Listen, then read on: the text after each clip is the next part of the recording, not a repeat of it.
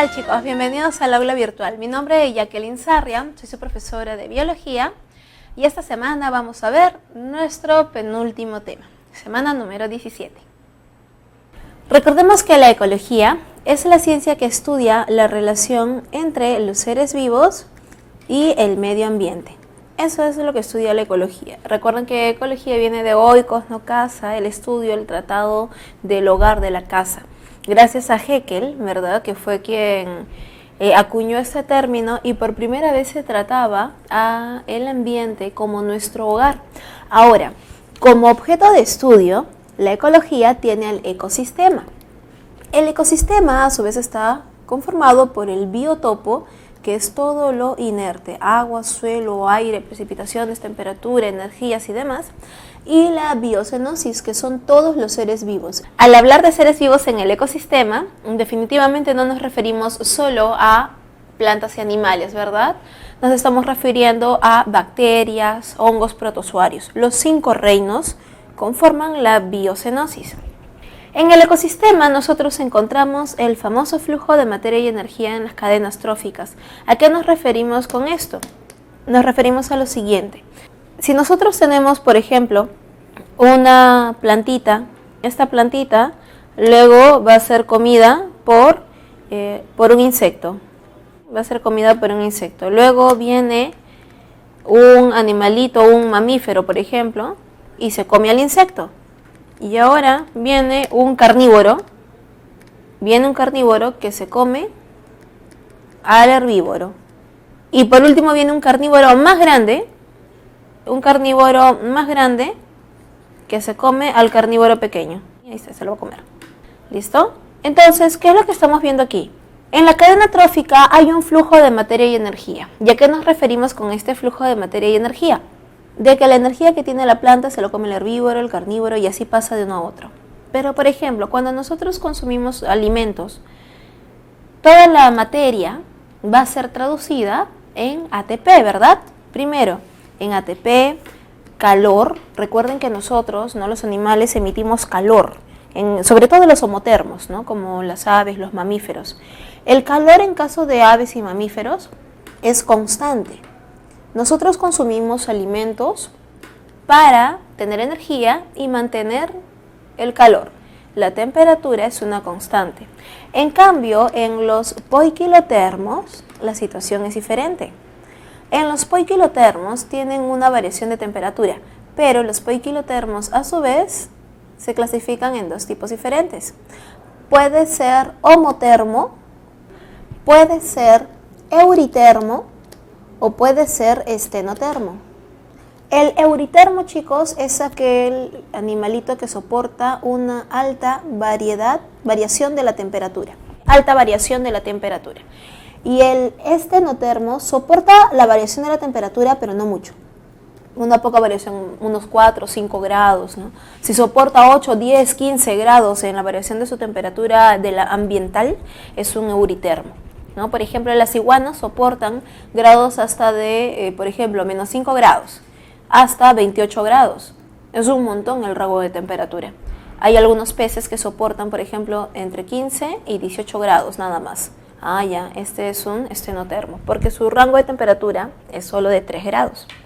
Muy bien, chicos, entonces, volvamos por aquí. La materia que consume un ser vivo se transforma en energía química, energía calorífica, como movimiento, trabajo, ¿verdad? Y esto obedece a las leyes de la termodinámica.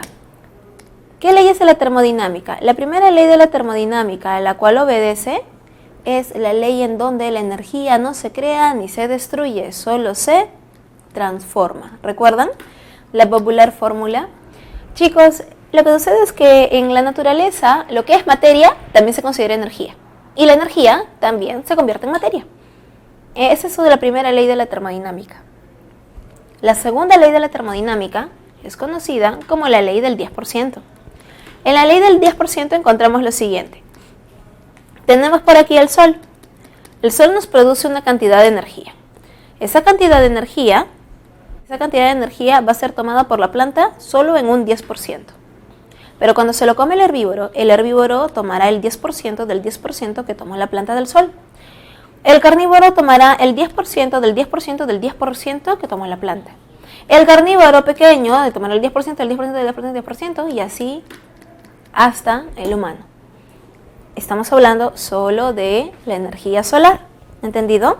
¿Y qué es lo que ocurre con el otro 90% de la energía solar? El otro 90% de energía solar, chicos, se disipa a manera de calor. A manera de calor en el caso del planeta. Nuestro planeta absorbe muchísima cantidad de energía, absorbe muchísimo calor, lo cual mantiene obviamente temperaturas, ¿no?, similares o constantes en el planeta. Si el planeta no absorbiera toda esa cantidad de calor, nos congelaríamos. El planeta estaría congelado, sería como una era de hielo. Entonces, chicos, como ejemplo práctico, a ver, por aquí vamos a imaginar una premisa, porque ha venido estudiantes en exámenes. Un día de verano, el sol nos produce 100.000 kilocalorías. ¿Cuánto llegará al humano? ¿Cuánto de energía? Ya, en la planta llega 10.000. En la mariposita, 1.000. En el roedor, 100. En el carnívoro pequeño, 10 kilocalorías. Y al final el humano, 1 kilocaloría. 1 kilocaloría, te pueden pedir en calorías o en kilocalorías. ¿Sí? De esta manera, estamos viendo cómo es que va avanzando la energía que nos otorga nuestra gran estrella roja, ¿verdad? El Sol. En el ecosistema, chicos, también encontramos lo que se conoce como la sucesión ecológica. La sucesión ecológica en un ecosistema se puede dar por diferentes motivos. De manera natural, la sucesión ecológica evolutiva puede ser de manera inducida, lo cual genera sucesiones ecológicas primarias o secundarias. ¿Cuál es la diferencia en cada una de ellas?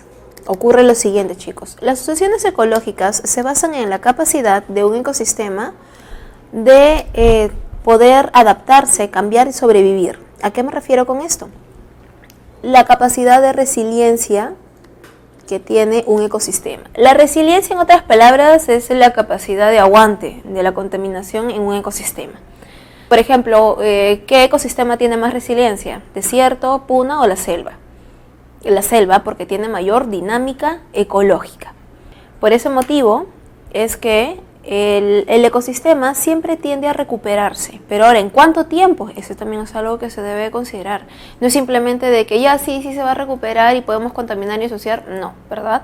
Se trata también de poder saber en cuánto tiempo se va a recuperar. Por ejemplo, en el caso de la selva, en la zona de Madre de Dios, ¿no?, por la minería, ¿la selva se va a recuperar? Sí, se va a recuperar. Pero tal vez según aproximadamente el cálculo que hicieron fue entre unos 700 a 800 años. Porque, chicos, la zona de Madre de Dios que ha sido destruida por la minería, en realidad ha quedado casi como desierto.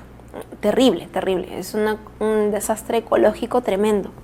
La resiliencia, entonces, si bien es cierto, ayuda al ecosistema, recuerden que la resiliencia ayuda a la recuperación. Es una característica que tiene el ecosistema. Pero suele tardar, ¿no?, dependiendo en qué ecosistema nos encontremos. La sucesión ecológica de tipo evolutiva, ¿sí?, la sucesión ecológica evolutiva, esta primera, ocurre de manera natural. Por ejemplo, una sucesión ecológica evolutiva nosotros encontramos cuando las algas salieron del mar hacia la superficie terrestre y se empezaron a alojar en la zona de las rocas. Ahí es donde encontramos sucesión ecológica de tipo evolutiva. Las sucesiones ecológicas primaria y secundaria, ambas es porque son inducidas. La primaria es cuando tenemos un primer ecosistema, el cual se destruye un poco, sea de manera natural o producido por la humanidad, pero luego del tiempo, cuando se recupera, me genera un ambiente idéntico al primero. Y entonces eso es una sucesión ecológica primaria. Ocurrieron cambios, hubo perturbaciones en el ambiente, pero se recuperó. Sucesión ecológica primaria. En la sucesión ecológica secundaria, tenemos un ambiente, un ecosistema inicial, y luego de un desastre, luego de perturbaciones, se recupera, pero el segundo ambiente es diferente al primero. ¿Sí? El ambiente se va a recuperar, pero no será idéntico al inicial. Por ese motivo se genera una asociación ecológica secundaria. Las asociaciones ecológicas secundarias pueden ser provocadas también por el hombre o por la naturaleza. La naturaleza también, por si acaso, puede generar asociaciones ecológicas secundarias después de un gran desastre, un maremoto, un ciclón, un terrible tornado, un huracán, un huaico gigantesco, ¿no? Asociaciones ecológicas secundarias. Y el ser humano, pues definitivamente, ¿no, chicos? Con el tema de la contaminación, sobre todo industria minera y petroquímica. Recuerden que el objetivo de la asociación ecológica es obtener el equilibrio ecológico. Ese es el objetivo. Si se rompe el equilibrio ecológico, chicos, se destruye todo el ecosistema. Si se rompe el equilibrio ecológico, todo se sale de las manos, empiezan a haber plagas, empieza a destruirse. Por ejemplo, el equilibrio ecológico nosotros lo podemos ver destruido en la zona de la selva peruana, en donde han habido los derrames de petróleo. Saben que en la actualidad en el Perú hay más de 3.000 casos de dengue, ¿verdad? Terrible, ¿qué ha pasado? ¿De dónde salieron tantos mosquitos? ¿Qué ocurrió? Lo que sucede es que cuando el petróleo llega a la zona de los ríos y lagos, va a matar obviamente a todos los seres vivos y sobre todo a un importante depredador de la selva, que son los anfibios. Los anfibios, al alimentarse de los insectos, sobre todo de los mosquitos, ¿no?, mantienen controlada la población de estos. ¿Qué pasa si desaparece el depredador? Obviamente la presa aumenta. Y bueno, vaya ironía, la presa, que son los mosquitos, nos terminan atacando a nosotros. Entonces ahí vemos, ¿no?, parte de equilibrio ecológico y también el tema de salud ambiental. La salud ambiental es importantísimo para que el ecosistema no vaya a reaccionar de una manera en que pueda perjudicar al ser humano. Muy bien, chicos, vamos a ver ahora primero el biotopo. Vamos a ver la parte inerte. Sabemos que el biotopo es todo el medio físico-químico, agua, suelo, aire, en donde vamos a encontrar a los ciclos biogeoquímicos, el ciclo del carbono, el nitrógeno, el fósforo, el azufre. Y después vamos a pasar a la biocenosis. Luego pasaremos a poblaciones. Vamos a ver primero el biotopo y sus ciclos biogeoquímicos. En la separata te muestran una imagen del popular Ernst Heinrich Philipp August Haeckel, ¿no?, o simplemente conocido como Haeckel, el cual fue un naturalista, filósofo alemán, ¿no? Él acuña la palabra ecología en el año 1869 y representa la interdependencia y solidaridad entre seres vivos y su medio ambiente, ¿no?, como les había mencionado. Etimológicamente quiere decir estudio de la casa, en clara referencia a nuestro planeta Tierra, ¿no? Muchas otras veces se había estudiado al planeta, se tenía como objeto de estudio al planeta, ¿no?, pero por primera vez se lo estaba empezando a tratar como nuestro hogar. ¿Sí? Esa es la gran diferencia. En la separata tenemos esta imagen, ¿no?, el ecosistema, que es un conjunto completo, y separado en el biotopo y la biocenosis. En el biotopo nos están señalando, ¿no?, a la energía solar, a las precipitaciones, la temperatura, rocas, grava, arena, viento, ¿sí?, el suelo, todo lo que es inerte. Y en la parte de la biocenosis nos están señalando a todos los seres vivos, ojo, todos, no solamente plantitas y animalitos, sino también microorganismos, ¿no? Otros seres vivos se refiere efectivamente a los microorganismos. Recordemos que los microorganismos en el ecosistema tienen un papel importantísimo, ¿verdad? Porque si es que no ocurriera el tema de la degradación que lo realizan las bacterias, protozoarios y hongos, definitivamente no habría un ciclo. La materia orgánica no se podría degradar para que las plantas nuevamente lo absorban. Por eso es tan importante los microorganismos. Muy bien, en esta imagen estamos observando el flujo de materia y energía, como les había mencionado, ¿verdad? De vegetales a herbívoros, a carnívoros y a los carnívoros más grandes. Al final recuerden que todos terminan a manos de los descomponedores, todos los seres vivos al final morimos. Y cuando somos descompuestos en la tierra, se utilizan todos los componentes como los nutrientes para nuevamente retornar hacia los vegetales. Vamos viendo que esta energía disipada que nos están mencionando por aquí es el calor, principalmente, ¿no? Principalmente es el calor, una forma muy importante de cómo se disipa la energía en nosotros. Para que un ecosistema funcione, nosotros debemos de ser muy conscientes de qué es lo que produce cada uno de los seres vivos. tanto de qué es lo que produce y qué es lo que consume.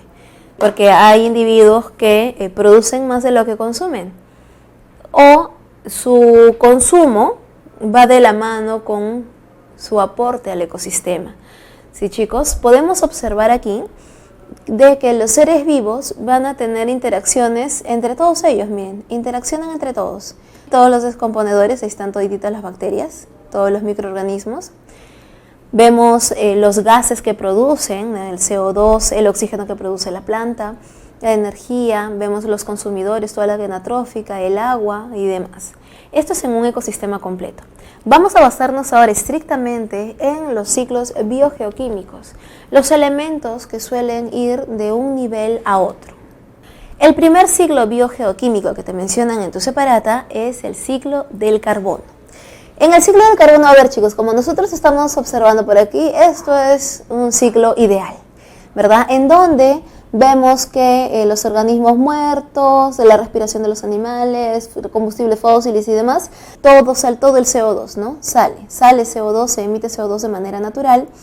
Las plantitas a través de su proceso de respiración, fotosíntesis, toman el CO2 del ambiente y lo convierten en alimentos que consumimos los animales, ¿no? Y todo vuelve a la cadena. Esto es un ciclo ideal, o en realidad es un ciclo irreal, porque así no está sucediendo. Por eso es que aquí al costadito te ponen una fábrica y sus emisiones hacia arriba, debido a que estas emisiones no pueden ir directamente hacia el ciclo. ¿A qué nos referimos con esto? De que el exceso de CO2, el exceso de contaminación en el ambiente, no va a ser procesado por las plantas. Por eso es que nuestro planeta tiene un exceso de CO2, un exceso de contaminación. ¿Quiénes son los principales que producen cantidades altas de CO2? Bueno, primero obviamente son las industrias, la cantidad de vehículos, la cantidad de autos. Por eso es que en la actualidad ya se están empezando a hacer muy famosos los vehículos eléctricos. Es una necesidad en la actualidad, debido a que los vehículos ya de combustible fósil, que utilizan petróleo, gasolina o gas natural, van a perjudicar muchísimo al ambiente, ¿verdad? Esperemos que los carros eléctricos cada vez se hagan más y más populares. Al Perú ya están llegando, menos mal. En el ciclo del nitrógeno, nosotros encontramos, primero, vamos a partir del nitrógeno que ingresa a las plantas. El nitrógeno que ingresa a la planta, cuando ingresa a la plantita, ya entró a la cadena trófica, ¿verdad? Ingresa a los productores, luego a los al herbívoro, carnívoro, a todos los animales en general de toda la cadena trófica. Al final todos se descomponen, se mueren y va hacia los descomponedores. Los descomponedores, que pueden ser hongos, protozoarios, microfauna, ¿no? Gusanitos y demás, ellos nos producen el NH4. Y las bacterias nitrificantes que se encuentran también dentro de los descomponedores, que se encuentran alrededor de las raíces. ¿Recuerdan la rizósfera, chicos? Ha venido en admisión, ¿eh?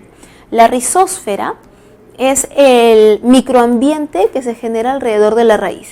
Alrededor de las raíces nosotros vamos a encontrar bacterias, vamos a encontrar honguitos, vamos a encontrar protozoarios, vamos a encontrar una gran cantidad de microorganismos.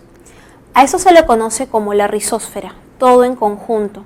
¿Cuál es la función? Obviamente, mantener alimentado, equilibrado, dar nutrientes a la planta. Esas son las bacterias nitrificantes que se encuentran por aquí. La bacteria nitrificante toma el NH4 y lo va a convertir en el NO2 para el proceso de la nitratación, en donde nuevamente se obtiene el NO3, el cual retorna a la planta. Las bacterias fijadoras de nitrógeno también son un grupo de bacterias que trabajan con las nitrificantes, las cuales van a ayudar a la plantita a que pueda absorber el NO3. Por procesos de fijación también, miren, el N2, el nitrógeno molecular que se encuentra en el aire, este nitrógeno pasa por el proceso de fijación a través, obviamente, de las bacterias. El N2 va a ser procesado y se obtiene el nitrógeno listo para absorber. ¿Quiénes utilizan también el N2? ¿No? Las fábricas fertilizantes que tienen gran cantidad de nitrógeno, obviamente, para poder nutrir a la planta. en nódulos bacterianos también, ¿no? Hay algunas raíces, chicos, algunas especies de plantas que en sus raíces incluso generan como nódulos. Y en esos nódulos habitan un montón de bacterias, las cuales almacenan ahí sus nutrientes y todo. O sea, es una simbiosis. Es como nosotros con nuestras bacterias intestinales. Algo muy similar. Nosotros con las bacterias intestinales, nosotros no podríamos vivir sin ellas, ¿verdad? Estamos en un proceso de simbiosis. Si nos separamos, nos morimos. De igual manera, como la planta no tiene sistema digestivo, lo que hace la planta es que digieran externamente por ella y ella a través de sus raíces absorbe directamente los nutrientes. Es análogo al intestino, ¿no? Acá alrededor se encuentran las bacterias y a través de raíces absorbe.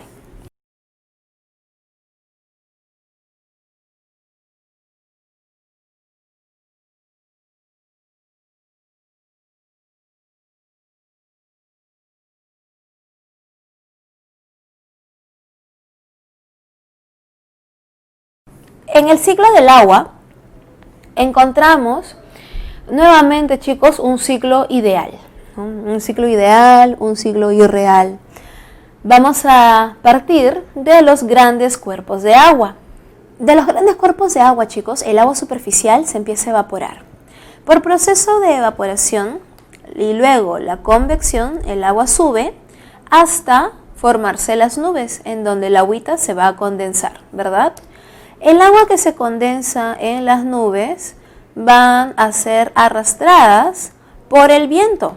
Los vientos van arrastrando las nubes y llegan a nuestra gran barrera. ¿Cómo se llama la gran barrera que nosotros tenemos en nuestro territorio peruano?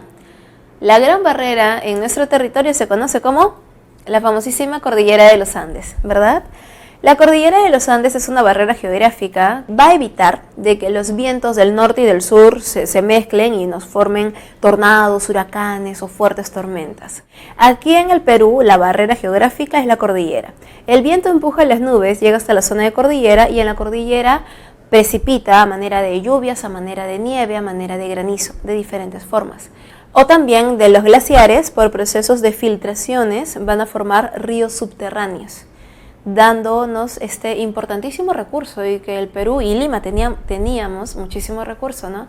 El agua subterránea, habían ríos subterráneos. Es más, en la zona de Lima todavía hay ríos subterráneos, los cuales van a alimentar pantanos de Villa, humedales de Ventanilla. En la zona de todo el Perú, de toda la costa, hay diferentes puntos de humedales alimentados por el agua subterránea. Por ejemplo, la Huacachina, famosísima en Ica, ¿verdad? Un oasis. ¿Qué lo alimenta? Porque en la Huacachina, si tú observas a todo alrededor, todo es duna, desierto, desierto, desierto, desierto. Observas la Huacachina y hay palmeras, hay gran cantidad de vegetación, hay hasta peces. ¿Generación espontánea? No, ¿verdad?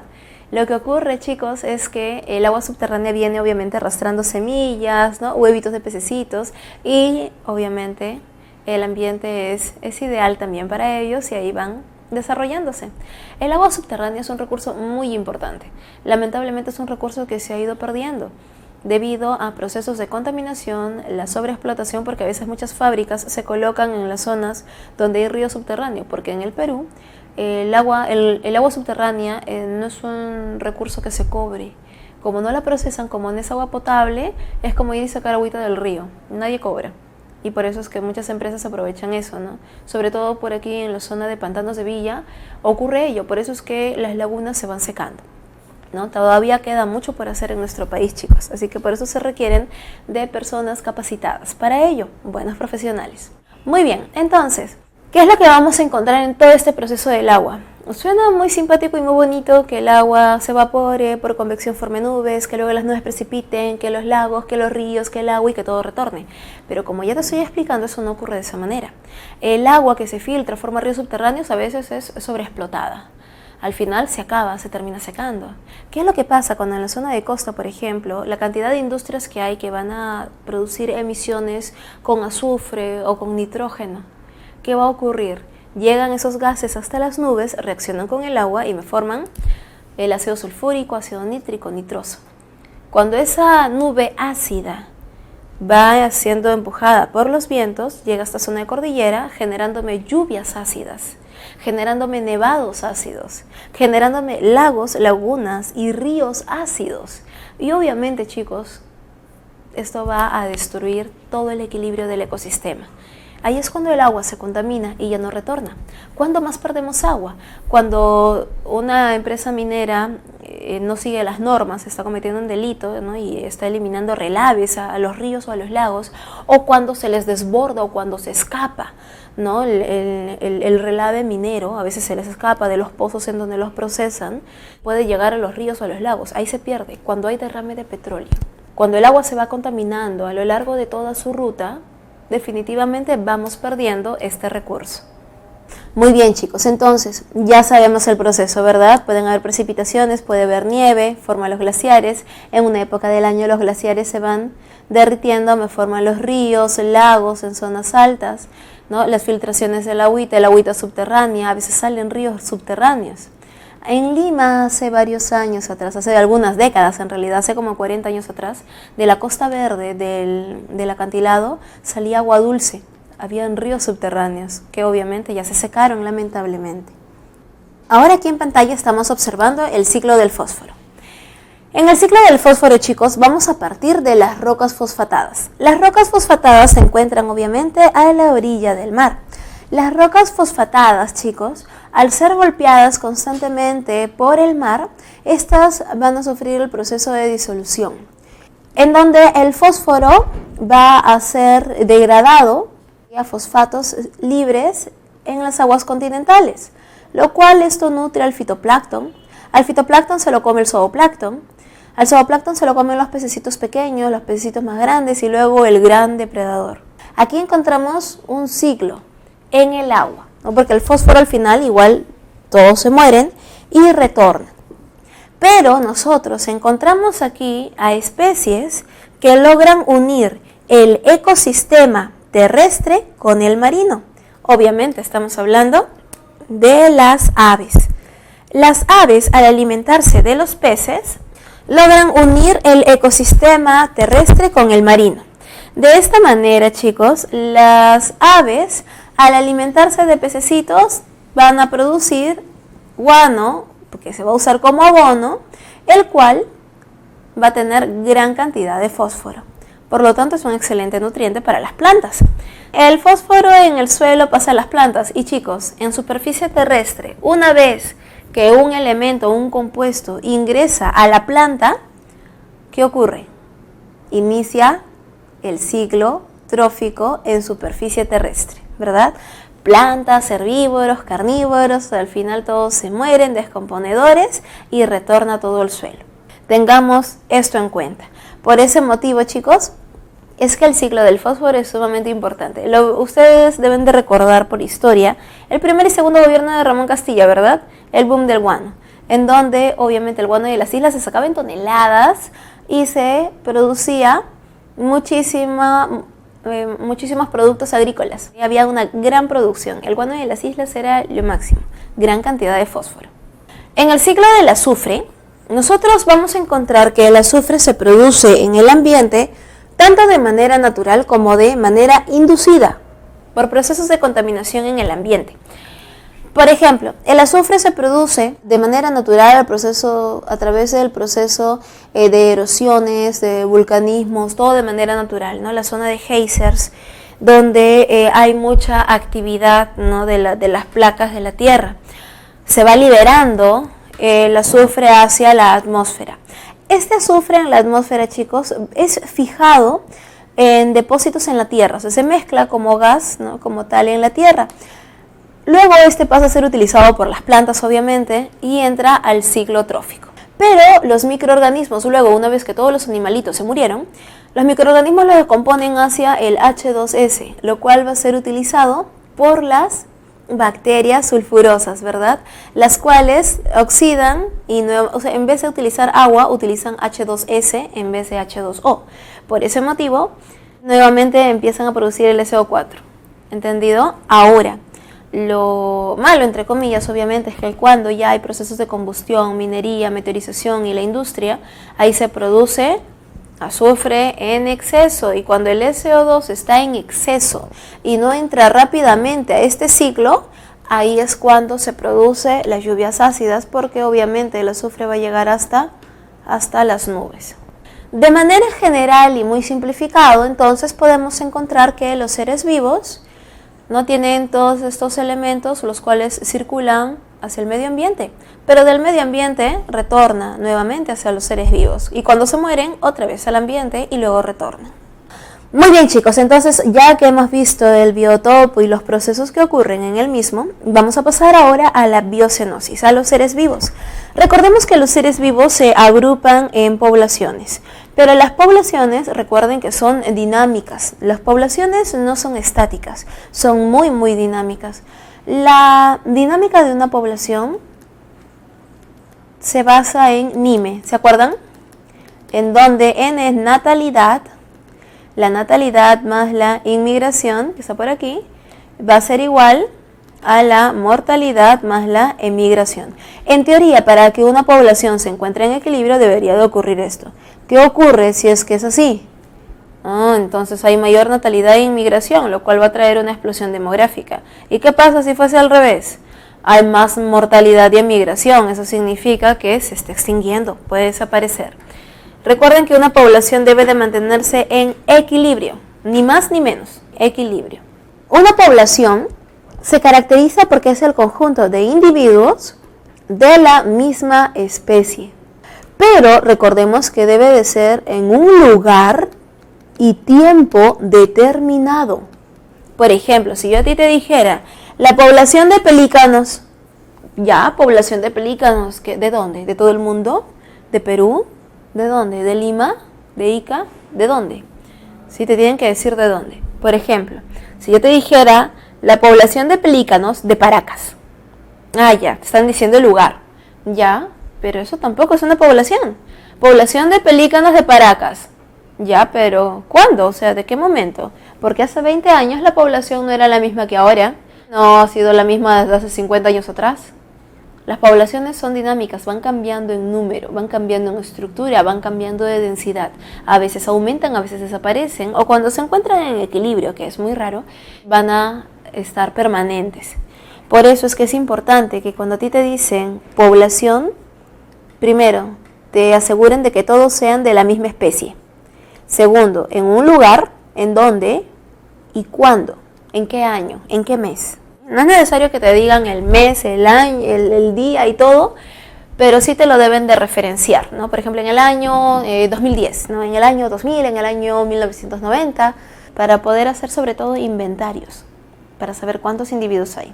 Ahora, antes de pasar a relaciones interespecíficas e intraespecíficas, debemos de conocer un poquito de cómo es que se relacionan esos individuos en cadenas tróficas. En tu aparato te muestran dos ejemplos de cadenas tróficas, ¿no? Vemos el productor, la plantita, vemos al consumidor primario, secundario, terciario, ¿verdad? El herbívoro, el carnívoro primario, el carnívoro secundario.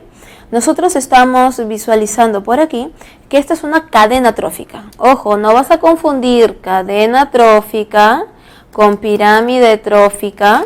No lo debes de confundir con ciclo trófico o no lo puedes confundir con red trófica. Son cosas diferentes. Eso es una cadena. La pirámide es cuando te dicen acá están los consumidores hasta el que están en la punta, en la cima, ¿no? Los carroñeros. Ciclo es cuando te indican este se consume, come este, al final todos se mueren y todo retorna. Eso es un ciclo. Y una red es cuando los animales interaccionan entre sí. Van a interaccionar entre sí. Vamos a ver eso a continuación. Aquí tenemos otro ejemplo de cadena trófica en donde vemos la hoja del roble, la oruga del roble, el escarabajo, musaraña y zorro. En esta cadena trófica evidentemente estamos observando a el herbívoro. El escarabajo puede comerse las larvas, que es un tema de competencia. La musaraña se come a los escarabajos, ¿no? Y el zorrito a la musaraña. Aquí también te mencionan el caso de una cadena trófica marina, ¿no? En donde encontramos a las algas, el plancton. En el segundo nivel, el segundo eslabón, encontramos a los consumidores primarios, ¿no? Que es el zooplancton, el krill. Luego vienen los peces, crustáceos, peces, aves, mamíferos y por último los grandes depredadores. Aquí en pantalla lo que estamos viendo, chicos, es una red trófica. La red trófica Obviamente estamos visualizando cómo unos interaccionan con otros por todos lados. Miren, el pasto, ¿en qué nivel se encuentra? Primer nivel, ¿verdad? Porque es un productor. El conejo, saltamontes y ratón, que son herbívoros, ellos se encuentran en el segundo nivel, ¿sí? Porque son herbívoros. Pero mira, al saltamontes se lo come el sapo, carnívoro que come herbívoro, carnívoro que come herbívoro. Igual, también, y también, todo el mundo se lo come el pobre saltamontes. Ahora, cuando la araña es comida por el ratón es un carnívoro que come carnívoro, cuarto nivel. Por eso es muy igual que el sapo, mira, igual que el gorrión. Por eso es, chicos, muy importante que ustedes no tengan a los animales en algún estereotipo. No deben de tenerlo en ningún estereotipo. Tú no puedes decir, ay, el ratoncito tan pequeño, inocente. No, mira, si se come una mantis, carnívoro que come carnívoro. El gorrión, de igual manera.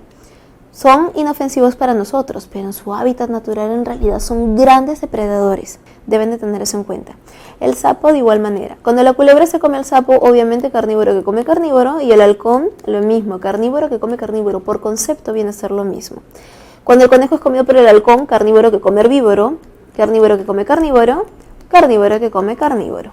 Muy bien. Entonces, de esta manera es como nosotros tenemos siempre que analizar qué es lo que comen los animalitos para poder mantenerse en cierto nivel trófico. Pero recuerden que esto varía, puede ir del primero, segundo, tercer nivel, como en el caso del ratón. El ratón puede comer pasto, puede comer a un herbívoro o a un carnívoro. Ahora, en tu separata te mencionan también este ejemplo de ecosistema acuático, en donde en la parte de los sedimentos, en la parte inferior, vamos a encontrar hongos, bacterias, que suelen ser los descomponedores. Encontramos compuestos orgánicos, inorgánicos, la fauna de fondo, ¿no? Que son los consumidores primarios. Encontramos también el fitoplancton, zooplancton, ¿no? Carnívoros consumidores tanto secundarios, ¿no? como terciarios. En los factores abióticos y los factores bióticos, nosotros encontramos que en nuestro ecosistema, obviamente como factores abióticos está los minerales del suelo, agua, aire, viento, luz, calor, todo lo que es energías. Todo ello es factor abiótico. Y en los factores bióticos encontramos microorganismos, plantas, animales. ¿Y quiénes son los microorganismos? Hongos, bacterias, algas. Y bueno, los virus no tienen vida. Pero tal vez los están considerando porque los virus obviamente interaccionan con los seres vivos. Pero ojo, el virus no tiene vida, el virus es inerte, no tiene vida propia. Así que esto de aquí hay que observarlo, ¿Cuál es el contexto que le están dando? Lo que les había mencionado, la pirámide trófica, podemos ver en la base de la pirámide a los productores, luego a los herbívoros, carnívoros y por último los necrófagos, que se alimentan obviamente de desechos, ¿no? De cadáveres. Para continuar con la biocenosis, vamos a ver ahora las relaciones interespecíficas. Recuerden que las relaciones interespecíficas ocurren entre individuos de especies diferentes. La primera relación que nosotros vamos a observar por aquí es el neutralismo.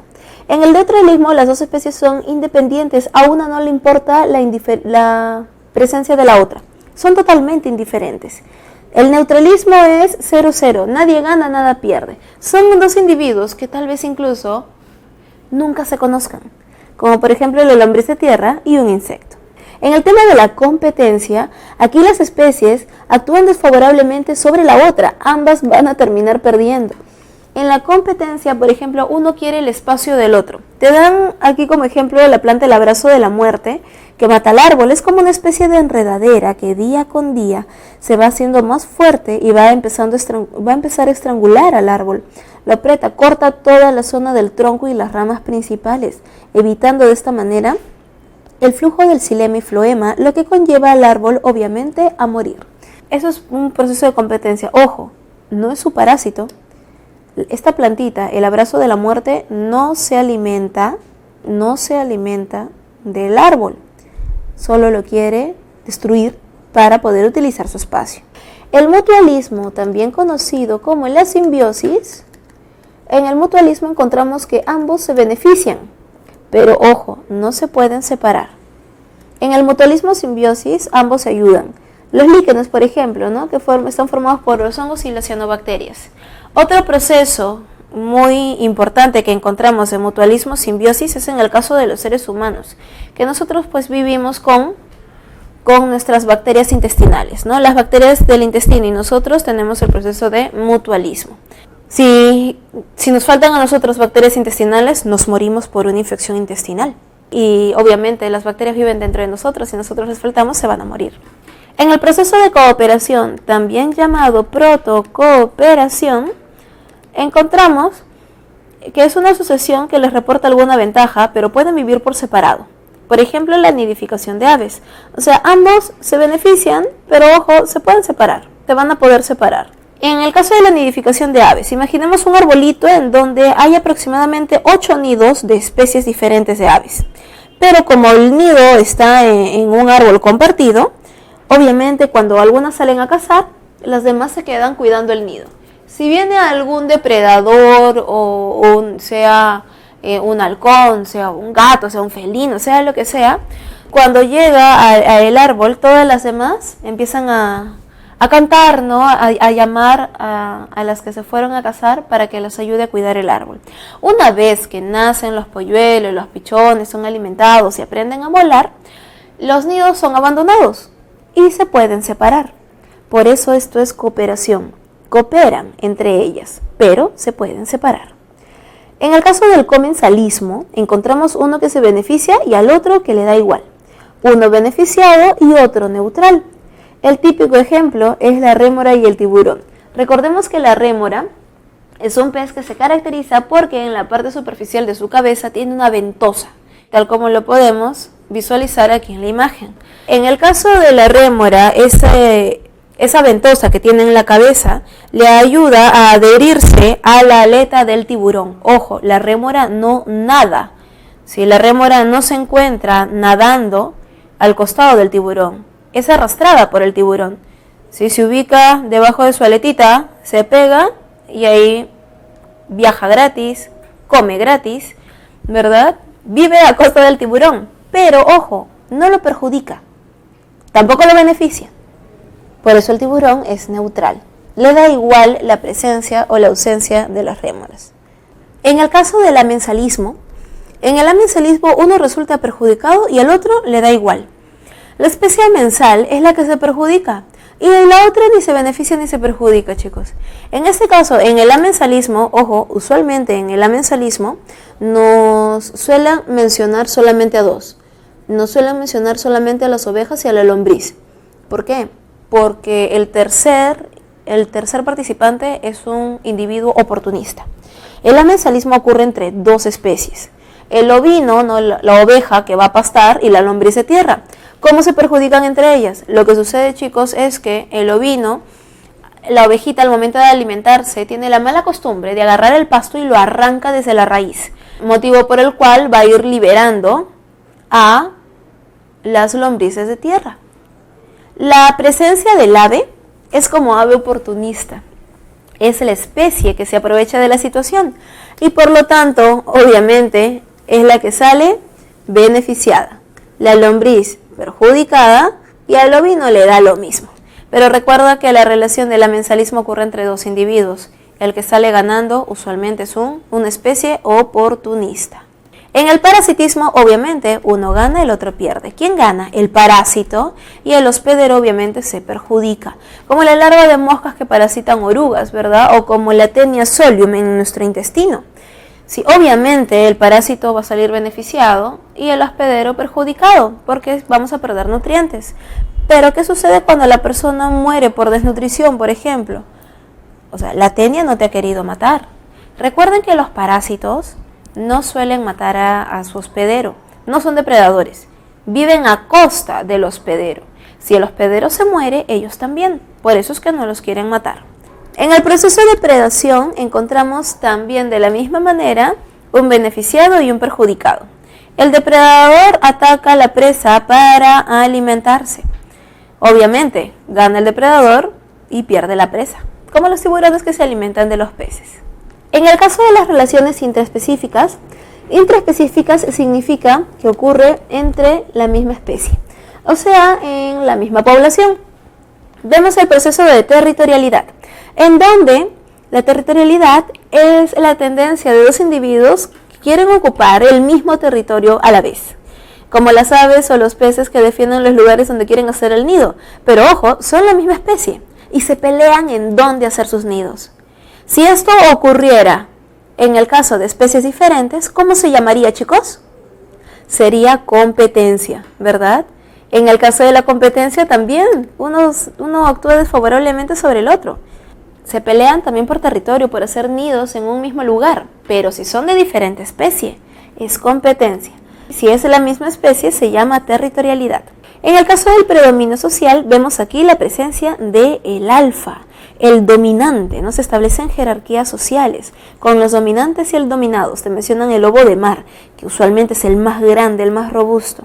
Es un macho dominante y usualmente tiene algo de 8 hembras aproximadamente para su proceso de reproducción, ya que es el alfa, tiene los mejores genes. De igual manera en el caso del león, ¿no? El león alfa es el más grande, el más fuerte, de gran melena, el dominante. En compensación encontramos el cuidado de las crías propias y ajenas, como en el caso del pingüino emperador, ¿no? ¿Vieron la película Happy Feet? De igual manera ocurre en la vida real. Los pingüinitos adultos forman un círculo, juntan a todos los pequeñitos y los cuidan, las crías propias y ajenas. Cuando los adultos regresan de cazar, ahora ellos se quedan y los que habían estado cuidando al principio salen a cazar. Actúan como niñeras o como nanas. Eso se llama compensación. Chicos, si ocurriera lo mismo entre individuos de especies diferentes, ¿cómo se llamaría? Cooperación, ¿verdad? Cooperación o protocooperación. En el caso de sociedades, en las sociedades encontramos diferencias morfológicas debido a la función que realiza cada uno de ellos. Por ejemplo, en las abejas, la reina, chicos, la reina, la obrera y el zángano. La reina nace reina, la obrera nace obrera y el zángano nace zángano. Una obrera jamás podrá ser reina, un zángano menos. Por ese motivo, chicos, esto se da en sociedades. Cada uno nace para cumplir una función determinada en la colmena. En los procesos de migraciones, donde se mantiene el equilibrio de la población para utilizar el alimento y el espacio. Por ejemplo, ave, salmón. Y algo también que ocurre en los procesos de migración es que ocurre un proceso de selección rápida, ya que los que están enfermos, muy débiles, van a morir en el camino, ¿sí? A lo largo del proceso de migración. En sus aparatos ustedes tienen esta imagen, chicos, como ejemplo de sucesión ecológica, ¿no? Un lago se va secando, va perdiendo, al final se convierte en un bosque, definitivamente sucesión ecológica secundaria. Ya habíamos hablado del equilibrio ecológico, ¿verdad? El proceso de la resiliencia, ¿no? Buscando las sucesiones ecológicas y demás. Ahora, la restauración de ecosistemas es una nueva área en el marco legal en nuestro Perú, ya que ahora sí se está buscando que, por ejemplo, cuando una empresa minera quiere hacer una excavación, pues tiene que primero restaurar ecosistemas similares. Porque una vez que termine de hacer sus excavaciones, si están 10 años, por ejemplo, en Perú explotando minerales, después de 10 años, ¿cuánto tiempo van a estar reparando? Mucho más tiempo, ¿verdad? Porque los árboles no crecen de un año para otro. Por eso, a la par, mientras ellos van destruyendo el ecosistema, al momento de su cierre de campaña, simplemente cierran, se retiran, ¿no? Arreglan lo que se puede y ya está. Pero ya restauraron otros ecosistemas. Esa es el nuevo... La nueva parte, ¿no? La nueva parte de la ley para los procesos de restauración ecológica. Le mencionan también que esto consiste en asistir a la recuperación del ecosistema que hayan sido degradados, dañados o destruidos. La práctica de la restauración consiste en inducir una mínima perturbación o una mínima secuencia de perturbaciones en el espacio degradado con el fin de desencadenar procesos espontáneos de reconfiguración del ecosistema en la dirección deseada. Es muy importante, ¿verdad? Muy importante la restauración de los ecosistemas. Nos mencionan también, y eso hay que tenerlo en cuenta, cuando un ecosistema tiene más diversidad y número de funciones ecológicas, será capaz de soportar mejor la manera de una perturbación. Lo va a soportar mucho mejor. Su proceso de resiliencia es mucho más efectivo. Por último, en el caso de la higiene ambiental, como les había mencionado, es una actividad científica encargada de estudio, prevención, control y mejora de calidad de las condiciones, ¿sí?, de calidad medioambientales básicas que rodean a los seres vivos. Son necesarias para mantener una perfecta salud pública. Incluye recursos naturales, agua, suelo, aire, flora, fauna, entre otros. De esta manera, la higiene ambiental implica el cuidado de factores químicos, físicos y biológicos externos al individuo, factores que inciden en la salud, ¿no?, y que, siendo bien manejados, deben crear ambientes saludables para prevenir, controlar y tratar enfermedades. Definitivamente, chicos, la higiene ambiental es muy importante. El cuidado del ecosistema va a mantener controlado el equilibrio. Pero si es que ocurriera algún trastorno o algún problema muy grave, obviamente la naturaleza responde de una manera a veces bastante agresiva. Y el bioma, por último, ya lo habíamos visto. Recuerden, bioma es el conjunto de ecosistemas. ¿Y cómo se llama la parte en donde ambos se van a juntar? Recuerden, se llama el ecotono. Muy bien, jóvenes, eso ha sido todo por el día de hoy en la parte teórica. Ahora vamos a pasar a las preguntas, las cuales, como siempre, ustedes ya resolvieron previamente. En la pregunta número 1 nos indican, dentro de las especies reportadas en un reciente estudio en el Parque Nacional Tingo María, se reconocieron 19 especies de mamíferos, 4 de las cuales se han registrado por primera vez en esta área natural protegida. Se puede deducir entonces que el estudio se refiere a una comunidad formada por 23 mamíferos diferentes, un ecosistema que consta de 19 comunidades distintas, una comunidad donde se han registrado 19 poblaciones de mamíferos, o una población con 19 mamíferos similares y 4 diferentes. Bueno, definitivamente ya descartamos la C porque sabemos que una población es el conjunto de individuos de la misma especie en un espacio y tiempo determinado. Por lo tanto, chicos, la comunidad es un conjunto de poblaciones, no un conjunto de individuos. Y el ecosistema consta de 19 comunidades distintas de mamíferos. Esto se refiere a poblaciones y eso debería ser una comunidad. Por lo tanto, la clave debería ser la C, que es la única que es correcta por concepto, ¿no? Una comunidad donde hay 19 poblaciones de mamíferos. La clave sería la C.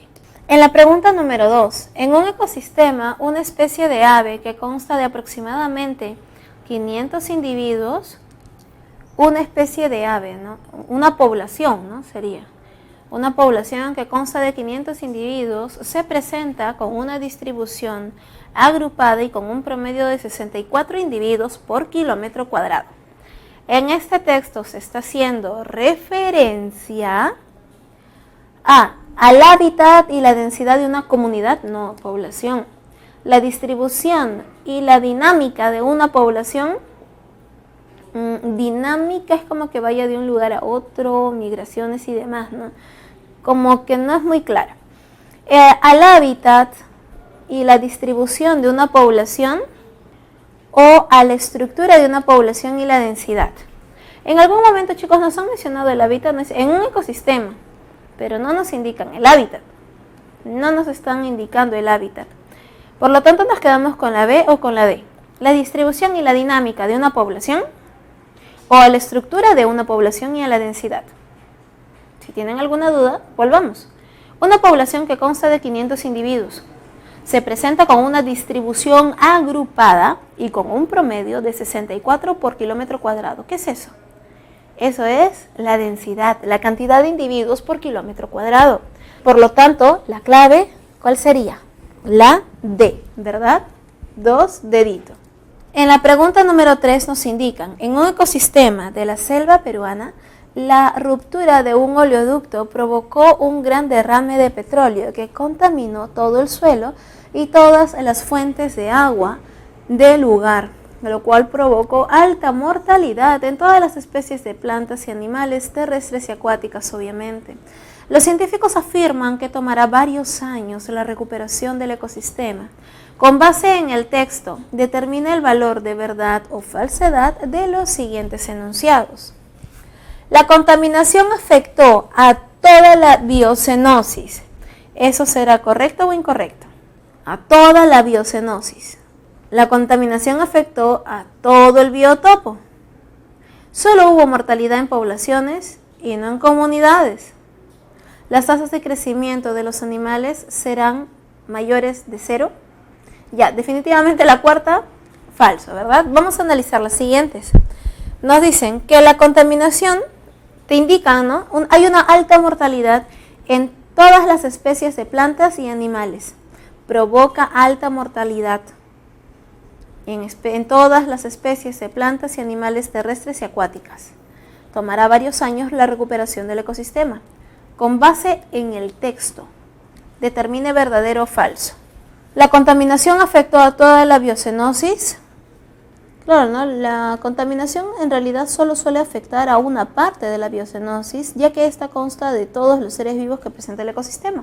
Ahora, cuando te dice que afecta a todas las plantas y animales, recordemos que solo plantas y animales no son los componentes de la biocenosis, sino también bacterias, protozoarios. Así que ¿afectó a toda la biocenosis? No. ¿Afectó a todo el biotopo? No, principalmente agua y tierra, ¿no? No al aire. Recuerden, hay contaminación también del aire. Te menciono también, solo hubo mortalidad en poblaciones y no en comunidades. Obviamente, chicos, si afecta a una, dos, tres poblaciones, va a afectar a la comunidad. Por eso tampoco es correcta, ¿no? Todas serían falsas en esta pregunta. En la pregunta número 4, en una región se creó un área natural protegida para conservar a la única población de una especie de mamífero carnívoro que estaba en peligro de extinción. Si a partir de ese momento los científicos detectan que esta población está en aumento, mientras que las poblaciones del resto de animales se mantienen estables, se puede inferir que la población protegida se vio favorecida por mejores condiciones para la natalidad, incremento de poblaciones de presas, casos de inmigración en su población o reducción de la densidad de competidores. A ver, te dice que es un mamífero carnívoro. Esto es muy importante porque quiere decir que se va a comer a otros animales. Pero te dicen que a partir de ese momento detectan que la población va aumentando, mientras que la población del resto de animales se mantiene estable. Este dato te lo dan para que tú veas que en realidad la presencia del mamífero carnívoro no altera ni perjudica el ecosistema, ¿sí? Porque todas las otras poblaciones se van a mantener estables. Por tal motivo, descartamos de no hay reducción de la densidad de competidores, tampoco hay inmigración en su población. Incremento de población de presas, no, porque te dice literalmente que el resto de poblaciones se mantiene constante, no hay incremento de presas. Pero debe de ser, obviamente, mejores condiciones para la natalidad. La cantidad de individuos que nacen era lo que realmente le afectaba. Al estar protegido, su natalidad mejora. En la pregunta número 5, la anchoveta es un importante recurso del mar frío de la corriente peruana.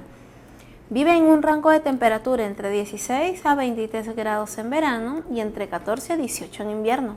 Durante el evento del Niño, el fenómeno del Niño, la temperatura de la mar subió 3 grados y obligó a las poblaciones a refugiarse en aguas frías cercanas a la costa, donde la falta de alimento y depredadores aumentaron su mortalidad, de modo que los sobrevivientes migraron hacia aguas frías del sur o de mayor profundidad.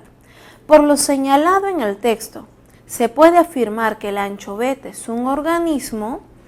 No, si va migrando de un lugar a otro buscando la temperatura fría, ellos son organismos que pueden, obviamente no es un homotermo, es un poiquilotermo. Homotermos somos aves, mamíferos.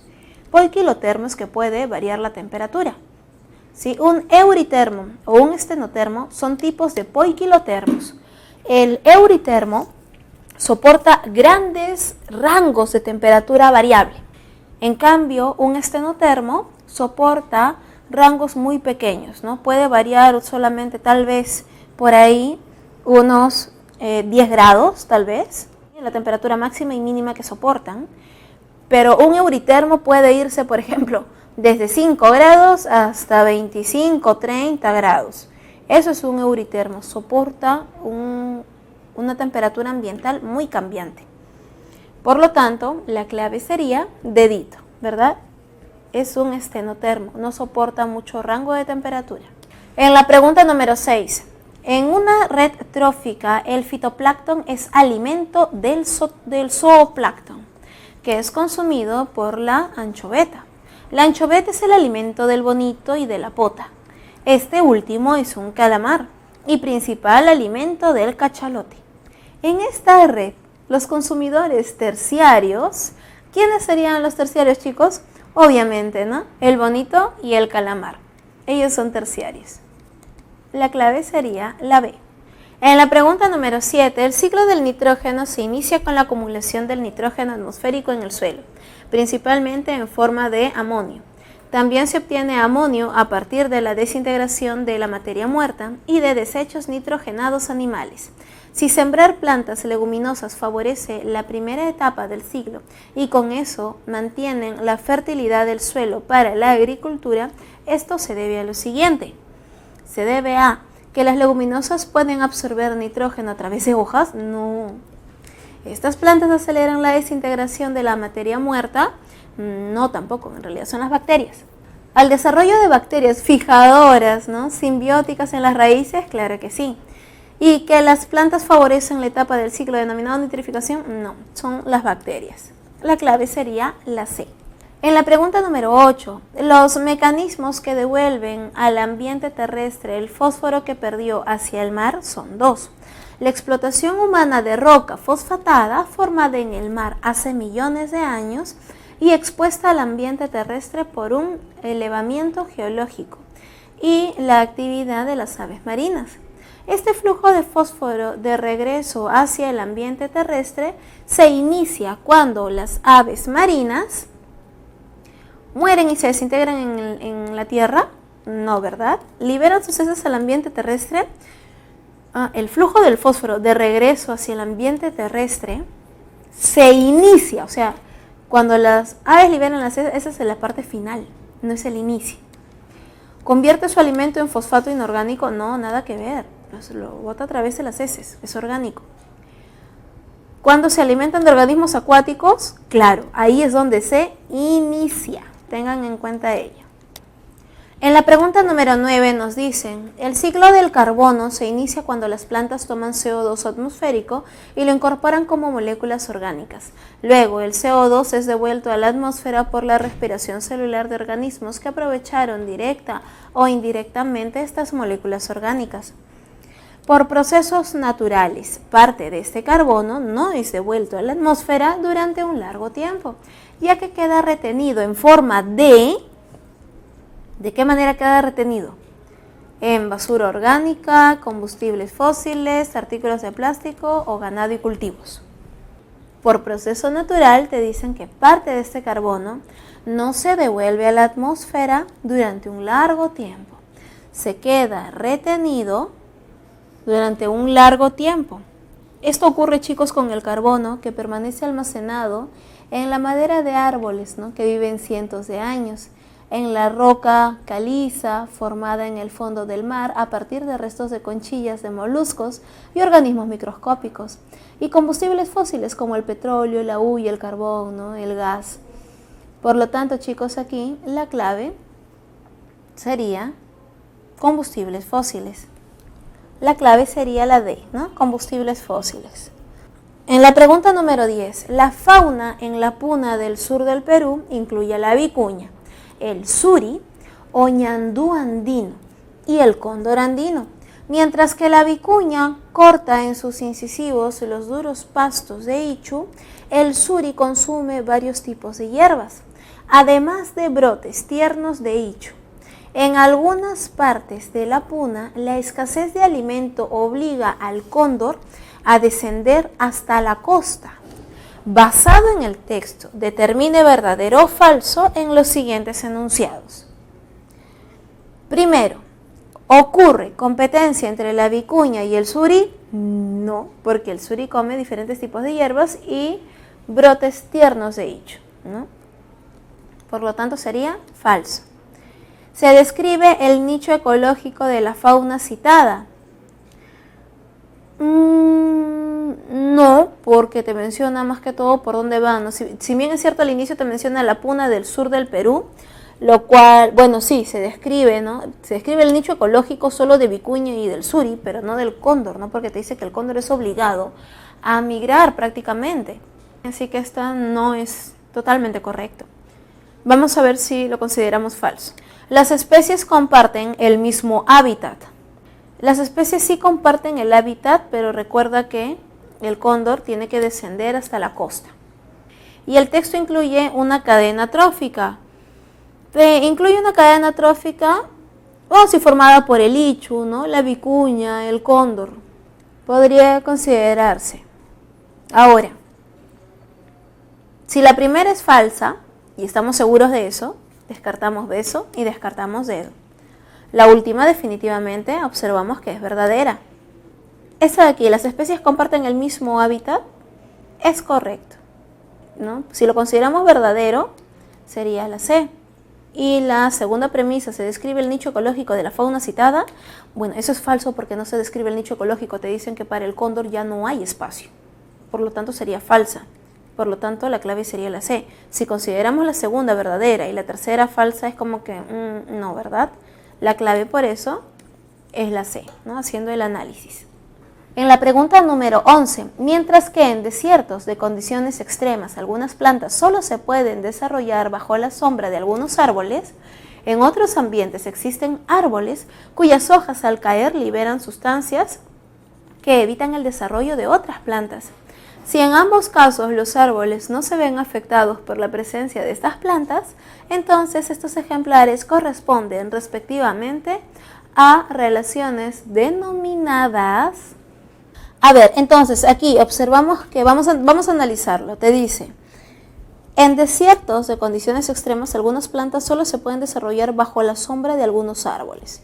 Tenemos un arbolito que genera sombra y aquí están desarrollando otras plantitas. En otros ambientes, ya ese es otro caso. Si crece estas plantitas bajo la sombra de otro árbol, ¿a este árbol le afecta en algo? No, ¿verdad? Él está feliz, tranquilo. Ellos se van a beneficiar sin perjudicar. Si se benefician sin perjudicar, esto se llama el famoso comensalismo, ¿verdad? Debido a que uno se beneficia y al otro simplemente neutral, le da igual, no se ve afectado, ¿no? El árbol es un hospedador. Encontramos entonces comensalismo. Y luego te mencionan que en otros ambientes existen árboles cuyas hojas al caer liberan sustancias que evitan el desarrollo de otras plantas. Si en ambos casos los árboles no se ven afectados por la presencia de estas plantas, entonces estos ejemplos corresponden ¿a qué? A ver, si te dicen que árboles cuyas hojas al caer liberan sustancias que evitan el desarrollo de otras plantas, no es ni parasitismo, pero estamos viendo que a uno le da igual y perjudica a otro. ¿Cómo se llama esto, chicos? Amensalismo, ¿verdad? Muy bien, amensalismo. Por lo tanto, la clave sería besito. En la pregunta número 12 nos dicen, existen especies de gusanos denominados acantocéfalos, donde un individuo juvenil invade el cuerpo de un crustáceo y provoca que éste altere su comportamiento, ya que en vez de mantenerse ocultos, buscan lugares expuestos para que sea devorado por un ave, donde el gusano, el acantocéfalo, completará su ciclo de vida hasta llegar adulto. Con base en el texto, señores, se infiere que las relaciones gusano-ave, ave-crustáceo y crustáceo-gusano se denominan respectivamente. A ver, el gusano con el ave va a ser su parásito, ¿no? Porque indican que completa su ciclo de vida hasta adulto. El ave con el crustáceo, eso es depredación, ¿verdad? Y el crustáceo con el gusano es su parásito, ¿no? Porque lo perjudica. Muy bien, la clave entonces sería la A, ¿no? Parásito, depredador, parásito. En la pregunta número 13 nos dicen, como parte de un programa de restauración ecológica de un bosque seco dañado, se planifica realizar perturbaciones mínimas para desencadenar procesos de recuperación natural que permitan obtener un ecosistema similar al original. Es de esperar que durante este proceso de recuperación se produzca obviamente chicos, una sucesión, ¿verdad? ¿Pero de qué tipo? Si nos dicen que se va a dar una restauración ecológica en un bosque seco dañado, o sea, ya está dañado, se van a hacer perturbaciones mínimas para desencadenar procesos de recuperación natural. que permitan obtener un ecosistema similar al original, pero no es igual.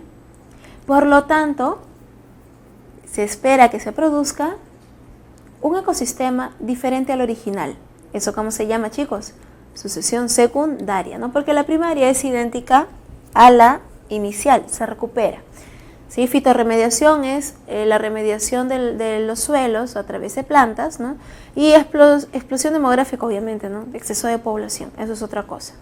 En la pregunta número 14 nos dicen, como en el resto de poblaciones, la población humana a lo largo de su historia ha enfrentado factores medioambientales que provocan muerte de sus individuos, pero a diferencia de otras especies, ha logrado avances, como en las llamadas revoluciones agrícolas, industrial y la médica, lo que favoreció su longevidad fisiológica, equilibrio ecológico definitivamente no, resistencia del ambiente.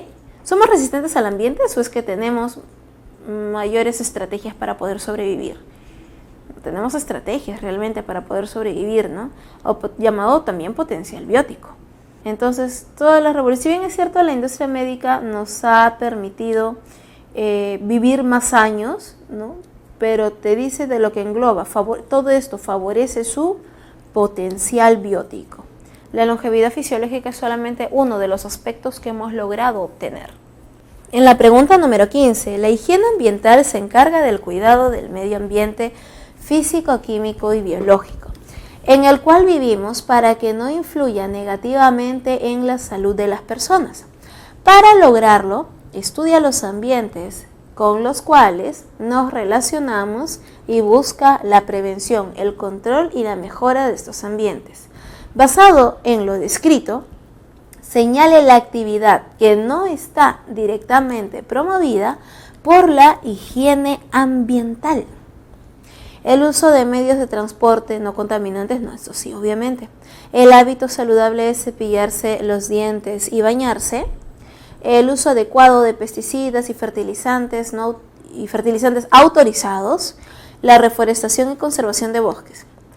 Te dice que piden para la higiene ambiental, ¿no? Esto es higiene personal, es otra cosa. La clave es la B por estar fuera del contexto. Muy bien, chicos, eso ha sido todo por el día de hoy. Espero que toda la parte teórica haya quedado muy clara y que de las 15 preguntas, obviamente las 15 hayan acertado en la clave. Cuídense mucho, nos vemos la siguiente semana.